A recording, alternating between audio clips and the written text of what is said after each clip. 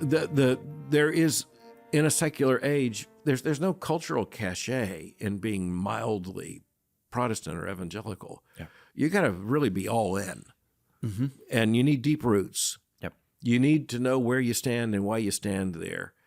And look, this gets to where I wanted to go earlier, but we were in fruitful territory, and now I mean to talk about fruitfulness in a very different way. The book I'm writing right now, I'll just tell you my first line, and I'm going to have to copyright this line because I'm talking about it before the book's released, and that's someone will steal it. Yeah. Well, I don't want to steal it, but the when a society stops believing in God, it stops having babies. And you look at all the phenomenology around us. You look at birth rates so low that it really is an existential threat to human existence. Yep. And here we are, and I love, and some of the people you and I both know, including some of our Jewish friends. I was in conversation. Israel's an outlier from the rest of the West. And it's conservative, Orthodox Jewish families in Israel who are disproportionately having the babies. In New York City, the only reason the Jewish birth rate is not lower than it is because you have a renaissance of Orthodox Judaism. Having between 5 and 10 kids. That's right. Yeah. That's right. And the same thing is true among Protestants. One of our Jewish friends, one of our common friends, I was talking to on the phone one day, and I was just talking about how happy I was. And I said, I'm looking out my window, and I see all these college students out on the quad, on the lawn, playing Frisbee games, Frisbee, impromptu soccer, all kinds of things. And then all around the periphery, there are couples pushing strollers. And there was one picture I just saw right before me, and it was a mother and a father, both with one in arms and another one in the stroller.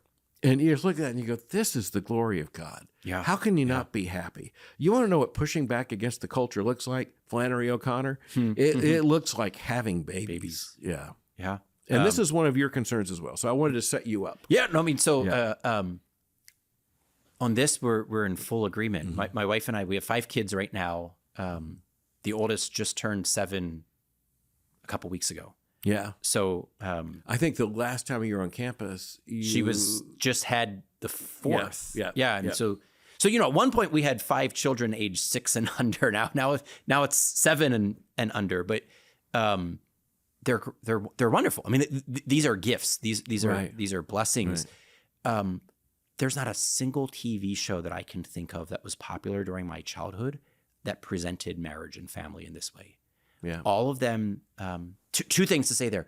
The TV shows that presented family life presented it as a drag, right? So it was like Homer Simpson, the doofus father. It was Al Bundy, married with children, right?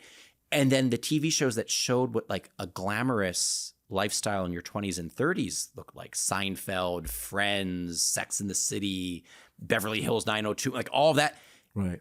It made it seem like getting married and having kids would be the worst thing that would ever happen to you because all of the fun would stop, right? And so I think one thing is that— And it does. It does and it doesn't. A different type of fun starts. No, of course, of course. But we have to recognize that if that's what you want out of life, that's actually is not the glittering lights and nightlife and all the rest, you're not going to have kids. Yeah. You're also going to die lonely and empty. Because that's actually not the good life to begin with. There is no heritage from you whatsoever. You are a blip on the human horizon. Yep. And, I again, the movies have celebrated this. The television scripts, they celebrate this. And, here's the amazing thing. And so I'm going to be talking about this, even as we're at this event.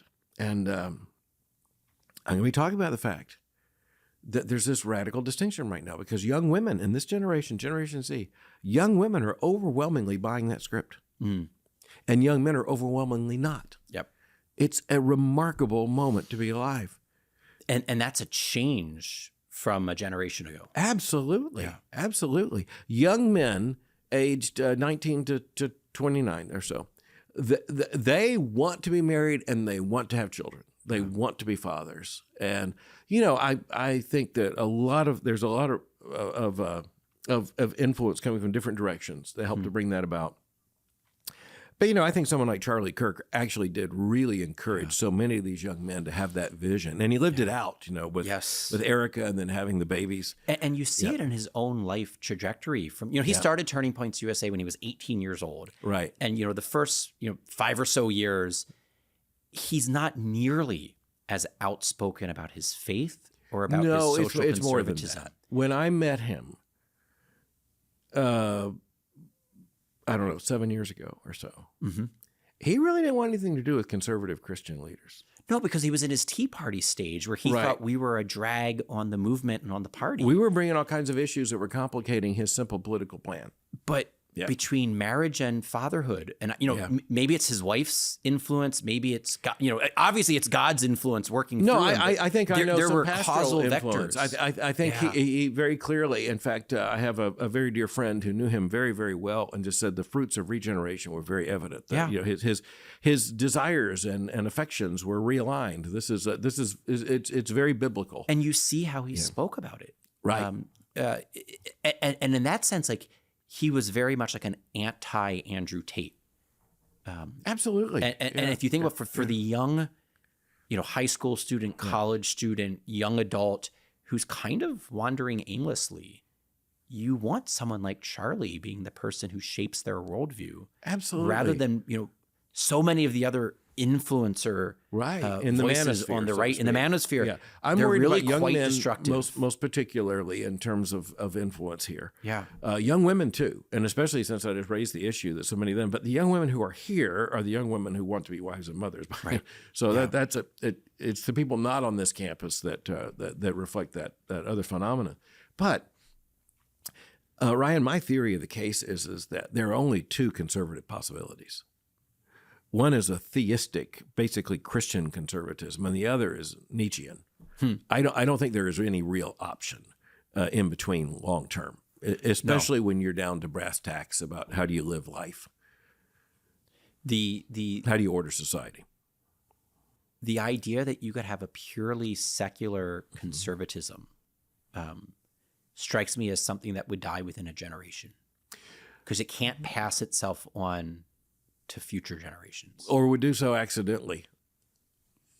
No, they still manage to have some sex and have some babies here and there, but without. But it can't sustain a culture. No. Yeah. But the Nietzschean vision isn't really about sustaining a culture.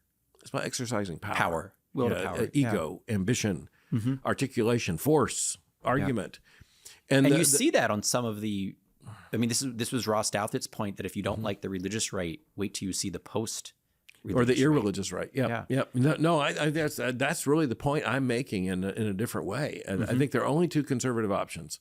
I think the array of conservatism in terms of different positions, that can show up in elections, it can show up in policy proposals. But at the end of the day, you're either constrained by and obligated to a theistic vision. And that means right and wrong as established by and judged by a holy God. Or it's nothing more than power. And in this case, I wouldn't say it's really conservative. It's the right. Just asserting power in order to achieve order. And that's the only distinction I see between a Nietzschean left and a Nietzschean right. The Nietzschean left is entirely Dionysian. The Nietzschean right is, it's more fascist. Which are scary possibilities.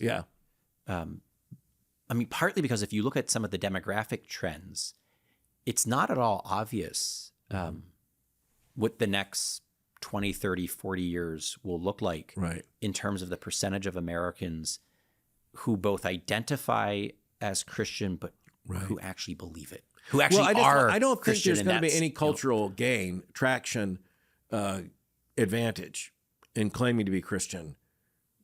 If I look at these young people on my campus, so thankful for them.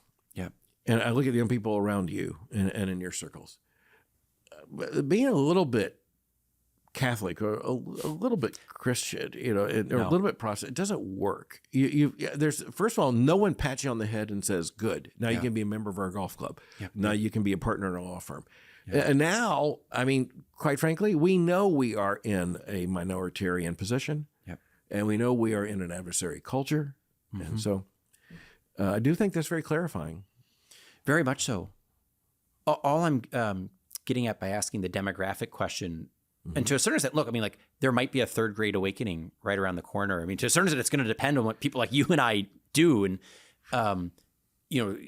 it's even possible that there'll be a revival as a result of Charlie Kirk's assassination, right? I mean, already we're seeing more people return to I want to be church. careful and say that I'm going to reserve revival for a massive sovereign act of God. Sure. That brings authenticity to the church, clarity to the gospel, exalts Christ, and has decades of influence. And I hope and pray it may be so. But if I just think we're only going to recognize it when it reaches a certain point, and so those are possibilities. Right? I don't want my Christian students and friends, I don't want them to believe that if God doesn't send revival, then all hope is lost.